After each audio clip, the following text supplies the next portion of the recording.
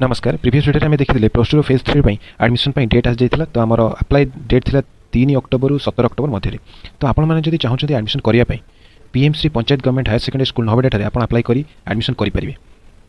आपड़ ए plus two arts और साइंस उभय स्ट्रीम एडमिशन करेंगे। आर्ट्स आम history political science economics logic subject रोचे, साइंस से physics chemistry math biology subject रोचे, ओडिया और इंग्लिश दुईटी कंपलसरी सब्जेक्ट। तो आप चाहिए 3 सेप्टेम्बर आप 3 अक्टोबर आप अप्लाई करूँ और निजक प्लस टू एडमिशन करातु। वीडियो और इनफर्मेशन जो भल लगुच लाइक शेयर सब्सक्राइब करूँ और खासकर यह स्कूल आम झुंपुरा ब्लॉक में रही। तो झुंपुरार आखपाख अंचल पिलाने यह स्कूल एडमिशन करेंगे और निजर कैरियर आगक नहीं पारे।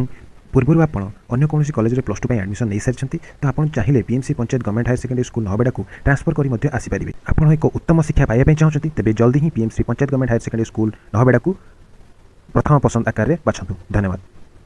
एवं एड्रेस कहीदेप चाहिए यह नहबेडा झुंपुरा ब्लॉक अंतर्गत केउझर जिले में अवस्थित। धन्यवाद।